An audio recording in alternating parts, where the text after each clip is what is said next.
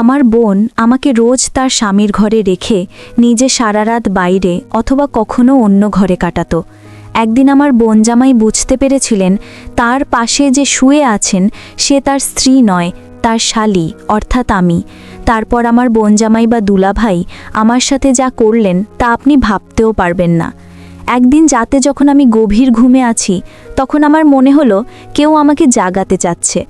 আমি ঘুমের ঘোরে আস্তে আস্তে চোখ খুলে দেখি সামনে আমার বোন দাঁড়িয়ে আছে। আমি তাড়াতাড়ি উঠে বসলাম।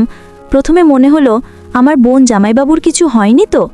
আমার বোন কেন এত রাতে আমাকে ডাকতে এলো? আমি যখন বোনকে জিজ্ঞেস করতে গেলাম সে কেন এত রাতে আমাকে ডাকতে এসেছে, বোন সঙ্গে সঙ্গে মুখে আঙুল দিয়ে আমাকে চুপ করতে বলে আর ইশারায় বলে আমাকে ওখান থেকে উঠতে। আমার চিন্তা হয় বোন এত রাতে কেন আমাকে ডাকতে এলো আর আমাকে চুপ করতেই বা কেন বলছে। কিছুদিন আগে শোনা একটা খবরের মতো কেউ কি আমাদের বাড়িতে ঢুকে পড়েছে নাকি? আমি ইশারায় জিজ্ঞেস করলাম কি হয়েছে। তারপর বোন আমাকে যা বলল তা শুনে আমার চিন্তা আরও বেড়ে গেল। আমার বোন চায় আমি তার ঘরে গিয়ে তার স্বামীর পাশে তার বিছানায় শুই, তার জায়গায়।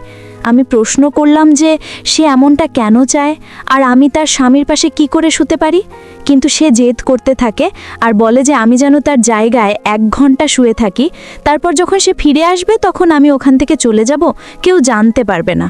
কিন্তু আমার ভয় হয় যে বোন জামাইবাবু যদি জানতে পারেন তাহলে আমাদের দুজনকেই বাড়ি থেকে বের করে দেবেন, আর আমি একজন পুরুষের সাথে তার স্ত্রীর জায়গায় কি করে শুব। কিন্তু বোন আমাকে অনুরোধ করে আর আমার বোনের কাছে অনেক ঋণ আছে, তাই আমি বোনের কথা মেনে নেই আর তার ঘরে গিয়ে তার খাটের এক কোণায় শুয়ে পড়ি। ভোর হওয়ার কিছুক্ষণ আগে বোন ফিরে আসে, আমাকে ডাকে আর বলে নিজের ঘরে ফিরে যেতে।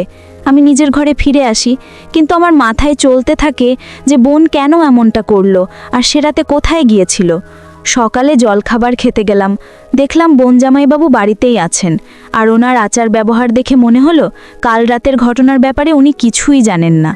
আমি বোন জামাইবাবুর বেরোনোর অপেক্ষায় বসে রইলাম যাতে আমি বোনকে জিজ্ঞেস করতে পারি যে এসব কি হচ্ছে। বোন জামাইবাবু বেরোনোর পর যখন আমি বোনকে জিজ্ঞেস করি সে কাল রাতে কোথায় গিয়েছিল, তখন সে কাঁদতে শুরু করে। সে বলে সে কাল রাতে তার এক বন্ধুর সাথে হাসপাতালে ছিল। এটা শুনে আমি অবাক হলাম। যদি তার বন্ধুর সাথে হাসপাতালে গিয়ে থাকে তাহলে সেটা তো ভালো কথা, সেটা বোন জামাইবাবুকে বলেও তো যেতে পারত। এই কথাটা যখন বোনকে বললাম তখন সে আমাকে বলল বোন জামাইবাবু সেই মেয়েটাকে খুব একটা পছন্দ করে না, কারণ সে একলা থাকে আর তার বিয়ে হয়নি। লোকে মনে করে যে সব মেয়েরা একলা থাকে তারা খারাপ হয়। এমনটা সত্যি নয়, কিন্তু অন্য পুরুষদের মতন আমার বোন জামাইবাবু নাকি সেই মেয়েটাকে অন্য রকমভাবে দেখেন। আমি জিজ্ঞেস করলাম তার বন্ধুর কি এমন হয়েছে যে রাতে তাকে হাসপাতাল যেতে হয়। তখন বোন আমার সেই কথা এড়িয়ে গেল আর আমাকে ধন্যবাদ দিতে লাগলো। তারপর বলল যে আমি তাকে কাল রাতে বাঁচিয়ে দিয়েছি।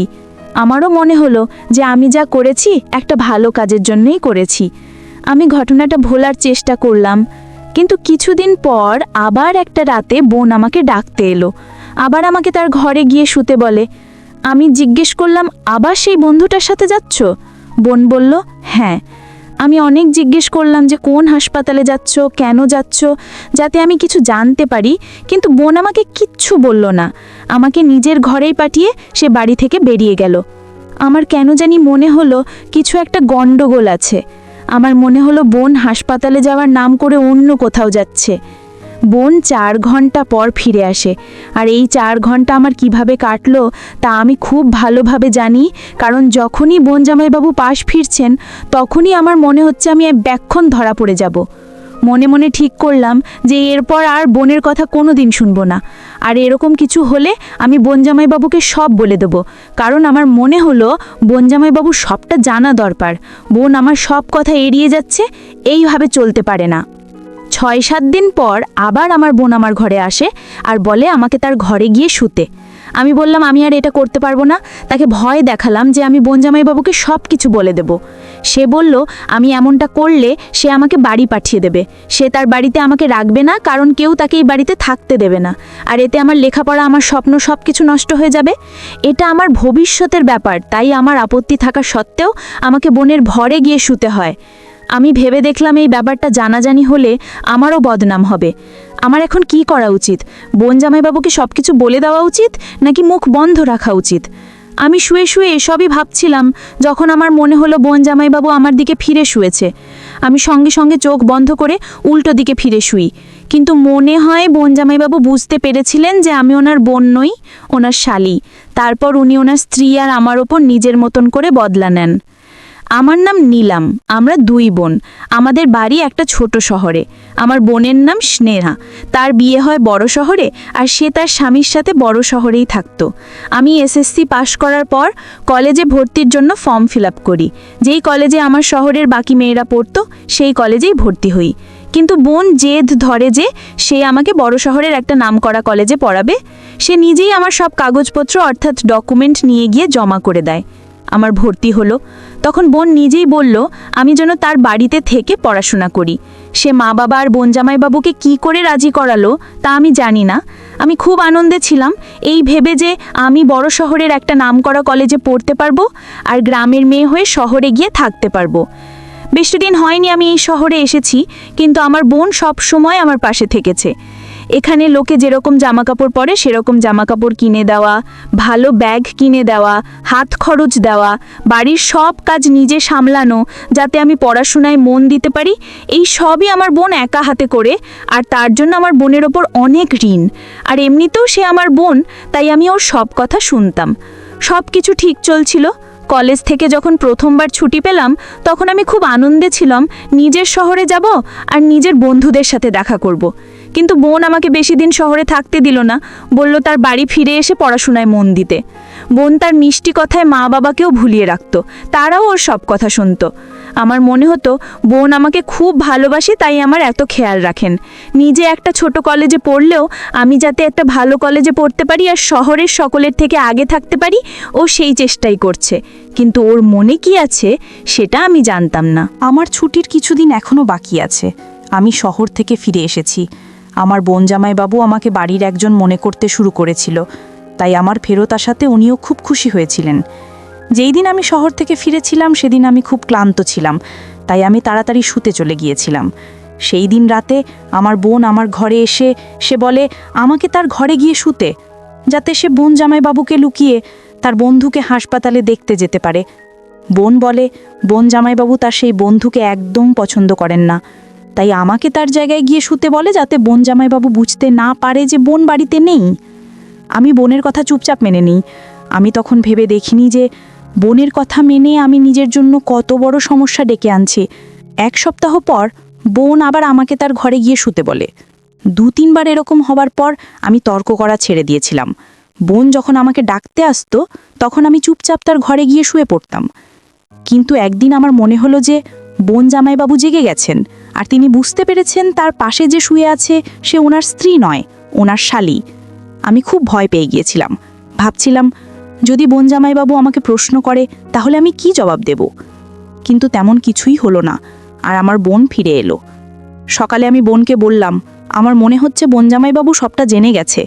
কিন্তু বোন বলল না, উনি কিছুই জানতে পারেননি। যদি উনি বুঝতে পারতেন তাহলে উনি তোকে বা আমাকে প্রশ্ন করতেন।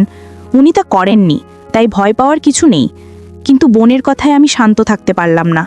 এখন আমার কলেজ খুলে গেছে, কিন্তু এসব চলতেই থাকে। আগে আমার বোন সপ্তাহে একবার করে যেত, কিন্তু এখন 2-3 দিন পরপরই সে রাতে বের হয়।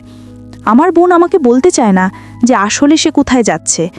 আর চিন্তার বিষয় হলো যে বন্ধুর নাম আমার বোন আমাকে বলেছিল তাকে আমি কোনোদিন দেখিনি। সে কোনোদিন আমাদের বাড়িতে আসেনি। বোন কখনো দিনের বেলায় তার সাথে দেখা করেনি। আমার সন্দেহ হয়, মনে হয় বোন কিছু একটা করছে যেটা বোন জামাইবাবু জানেন। আমি ঠিক করলাম ব্যাপারটা জানাজানি হবার আগেই আমাকে সত্যিটা জানতে হবে। তার জন্য আমি সব প্ল্যানিং করে রাখলাম। 2 দিন হয়ে গেল আমার বোন আমাকে তার ঘরে যেতে বলেনি, তাই আমার বিশ্বাস ছিল যে আজ রাতেও নিশ্চয়ই আসবে। ও যখন আমাকে জাগালো তখন আমি চুপচাপ ওর ঘরে গিয়ে শুয়ে পড়লাম। বোন যখন দেখলো আমি তার জায়গায় শুয়ে পড়েছি সে বাড়ি থেকে বেরিয়ে গেল। কিন্তু আমি আগে থেকেই প্ল্যানিং করে রেখেছিলাম। বোন বেরোনোর পরেই আমি বিছানায় বালিশ চাপা দিয়ে বোনের পিছু নিলাম। এটা করতে আমার ভয় লাগছিল, কিন্তু আমি জানতাম যে আমাকে সত্যিটা জানতেই হবে। আমি জানতাম না এর ফলাফল কি হবে, কিন্তু আমার বোন যেখানে যাচ্ছিল আমি তার পেছন পিছন যাচ্ছিলাম।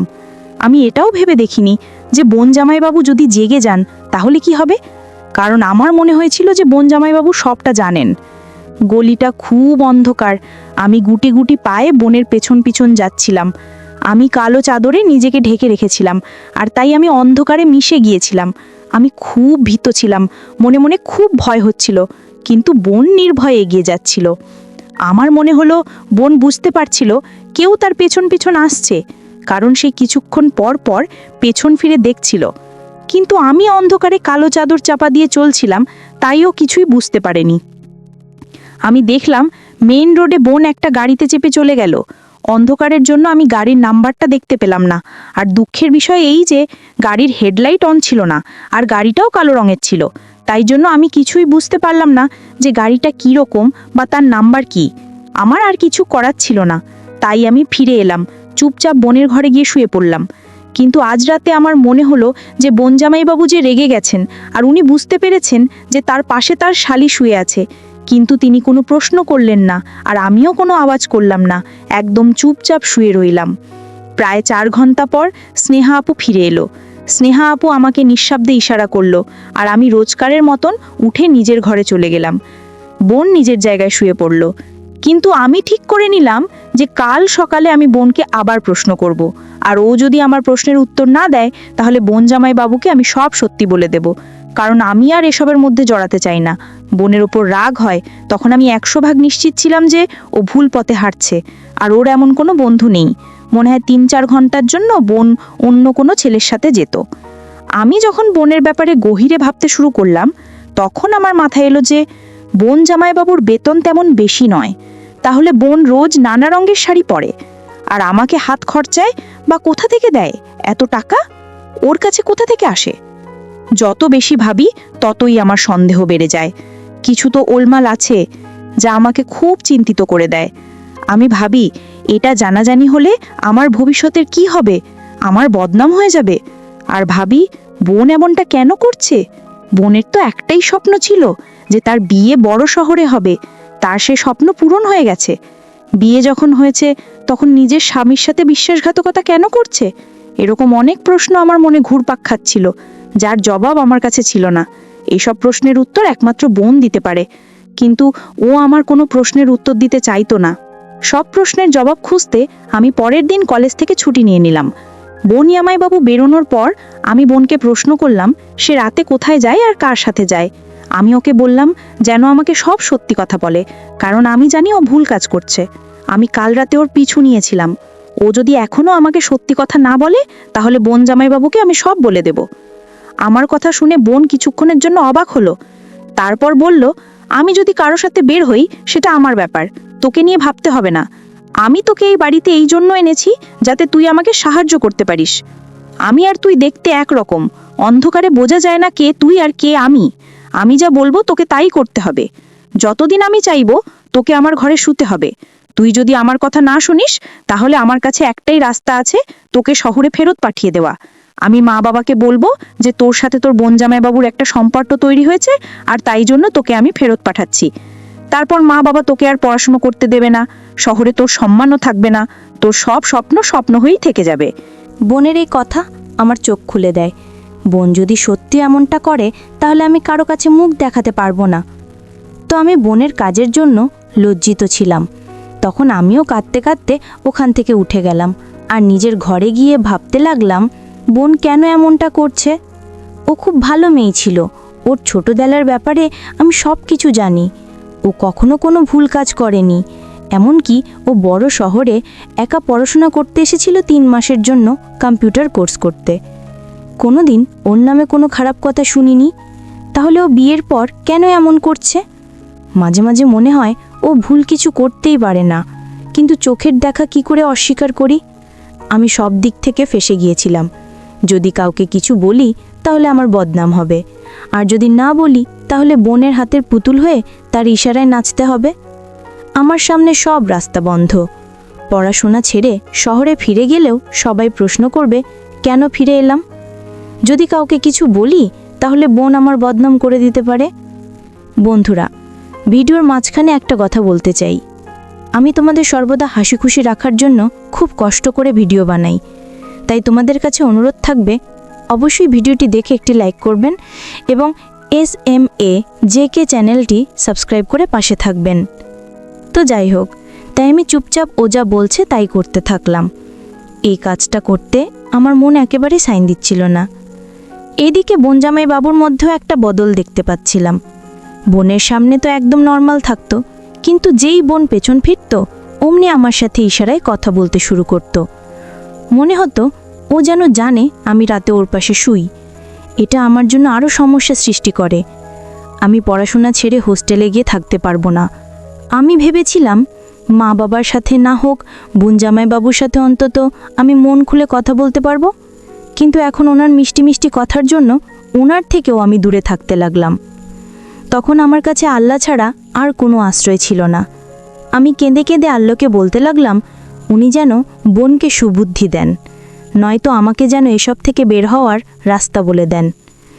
একদিন আমি বোনের আলমারিতে একটা জিনিস খুঁজতে গিয়েছিলাম। তখন আমার একটা অদ্ভুত জিনিস চোখে পড়ল। আলমারির পেছনের দিকে কিছু একটা লুকানো ছিল। আমি যখন সেটা খুলে দেখলাম আমি অবাক হয়ে গেলাম। দেখলাম তার মধ্যে মেয়েদের জিন্স আর শার্ট আছে। এরকম জামাকাপড় তো আমাদের ওখানে কেউ পরে না, বোনকেও কোনোদিন পরতে দেখিনি। তার মানে আমার সন্দেহই ঠিক, আমার বোন কোনো ভুল রাস্তায় হাঁটছে। বন্ধুর সাথে দেখা করার জন্য এসব জামাকাপড় পরে, এই জিনিসটা আমার ভাবায়, আর আমি আমার বোনকে ঘৃণা করতে শুরু করি। বোন জামাই বাবুর ব্যবহারও বদলাতে থাকে, আর আমি বোনকে কিছু বলতেও পারি না।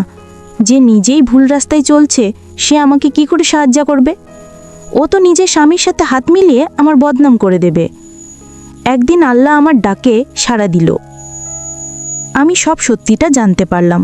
আমি কলেজ থেকে ফিরে দেখি আমাদের বাড়ির সামনে খুব ভিড়। একটা গণ্ডগোলের আভাস পেলাম। আমি ভিড় সরিয়ে বাড়ির ভেতরে পৌঁছে যা দেখলাম তা দেখে আমি থমকে গেলাম। পুলিশের লোক আমার বোন জামাই বাবুকে ধরে রেখেছে, আর আমার বোন পাশে চুপচাপ দাঁড়িয়ে আছে। আমি জিজ্ঞেস করলাম এসব কি হচ্ছে? তখনই আমার বোন আমাকে ধরে তার পেছনে দাঁড় করালো আর বলল চুপ করে দাঁড়িয়ে থাকতে। আমার মনে হলো বোন জামাইবাবুকে পুলিশের হাতে ধরিয়ে দিচ্ছে যাতে ও অন্য কারোর সাথে সম্পর্ক করতে পারে। যখন আমি বোনকে এই কথাটি বলি তখন ও আমাকে চুপ করতে বলে। বোন জামাইবাবু চিল্লাতে থাকে আর পুলিশ তাকে ধরে নিয়ে যায়। বাইরের লোকজন চলে যাবার পর আমি বোনকে রেগে বলি বোন জামাইবাবুকে গ্রেফতার করানো তার উচিত হয়নি। বোন জামাইবাবু কী দোষ করেছেন? বোনের যদি তাকে পছন্দ না হয়ে থাকে তাহলে সে তাকে ডিভোর্স দিতে পারত, কিন্তু একজন নিরপরাধ মানুষকে গ্রেফতার করানো একেবারেই উচিত নয়। আমার বোন বলে সে নির্দোষ কি করে হতে পারে, ও তোকে বিরক্ত করতো না। এটা শুনে আমি মাথা নিচু করে দাঁড়িয়ে রইলাম। বোন আমাকে বলে তুই ওখানে বস, আমি তোকে আসল ঘটনাটা খুলে বলি। তারপর বোন আমাকে যা বলল তা শুনে আমি আকাশ থেকে পড়লাম।